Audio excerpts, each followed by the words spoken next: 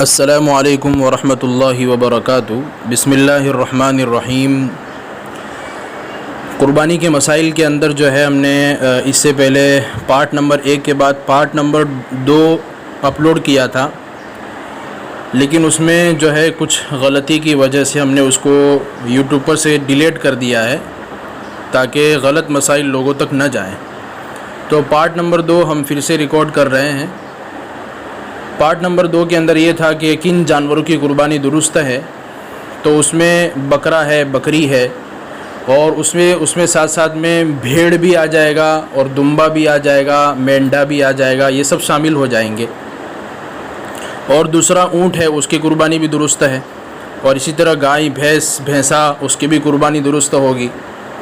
اور اسی طرح جو ہے قربانی کے جانوروں کی عمریں کتنی ہونی چاہیے، کتنی عمر کا ہونا ضروری ہے، تو بکرا یا بکری جو ہے وہ 1 سال کا مکمل ہونا چاہیے۔ اور دمبا اور بھیڑ اگر یہ اتنے بڑے صحت مند اور موٹے تازے ہیں تو جو ہے 6 مہینے سے زائد کے ہو، اس سے کم نہ ہو، تو ان کی بھی قربانی درست ہو جائے گی۔ اسی طرح جو ہے گائے ہے تو یہ 2 سال کے مکمل ہونا ضروری ہے، بھینس ہے تو 2 سال کے مکمل ہونا ضروری ہے، اور اونٹ ہے تو یہ 5 سال کا مکمل ہونا ضروری ہے۔ پھر تیسرا اہم مسئلہ یہ ہے کہ بڑے جانوروں میں کتنے حصے ہوتے ہیں اور چھوٹے جانوروں میں کتنے حصے ہوتے ہیں۔ تو جو بڑے جانور ہیں تو اس میں 7 حصے ہوتے ہیں، جیسے کہ اونٹ ہے، گائے ہے، بھینس ہے، تو اس میں 7 حصے ہوتے ہیں۔ اور جو چھوٹا جانور ہے کہ بکرا یا بکری، تو اس کے اندر صرف ایک ہی حصہ کافی ہوگا، اس کے اندر دوسرا تیسرا حصہ نہیں ہو سکتا ہے۔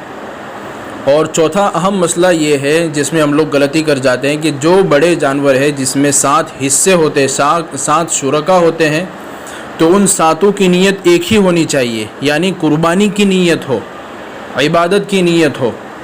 کسی کی نیت، کسی ایک کی بھی نیت اگر یہ ہوگی کہ میں قربانی کا حصہ اس لیے اس کے اندر لیتا ہوں کہ مجھے گوشت کھانے کو ملے گا، یا میرے یہاں کوئی مہمان آنے والا ہے تو میں اس کے لیے گوشت پکاؤں گا، تو یہ صرف ایک آدمی کی نیت کی وجہ سے سارے لوگوں کی جو قربانی ہے وہ درست نہیں ہوگی۔ اسی لیے تمام جتنے بھی 7 شرکا ہیں سب کی نیت ایک ہونا ضروری، یعنی عبادت کی نیت ہو، قربانی کی نیت ہو۔ اسی طرح جو ہے قربانی کے ساتھ ولیمے کا حصہ بھی لیا جا سکتا ہے، عقیقے کا حصہ بھی لیا جا سکتا ہے۔ اور اہم مسئلہ آگے یہ بھی ہے کہ قربانی کا گوشت جب ہم کسی کو تقسیم کریں تو تول کر تقسیم کریں، کس گھر کے اندر کتنے آدمی ہیں اس اعتبار سے گوشت ان تک پہنچنا چاہیے۔ اور آخری مسئلہ یہ ہے کہ قربانی کے وقت جو ہے جو شرکا ہیں ان کا کوئی نام لینا ضروری نہیں ہے۔ یہاں پر یہ لوگ یہ کرتے ہیں کہ جب جانور ذبح کیا جاتا ہے تو 7 آدمیوں کے نام ایک پرچی پر لکھے ہوئے ہوتے ہیں، تو اس طرح کوئی لکھنا ضروری نہیں ہے، بس ان 7 شرکا نے نیت کر لی کہ بھئی ہماری قربانی اس جانور کے اندر ہے، تو بس یہ نیت ہی کافی ہو جائے گی، کوئی نام لینا اور نام لکھنا کوئی ضروری مسئلہ نہیں ہے۔ اللہ تبارک و تعالیٰ اس کے مطابق ہمیں عمل کرنے کی توفیق عطا فرمائے۔ ہم پھر سے وضاحت کرتے ہیں کہ اس سے پہلے والی جو ویڈیو تھی پارٹ نمبر 2 کے اندر ہم نے اس کو ڈیلیٹ کر دیا ہے، اور یہ پھر سے ویڈیو اپلوڈ کی جا رہی ہے، جو مسئلہ تھا وہ درست ہو گیا ہے۔ السلام علیکم ورحمۃ اللہ۔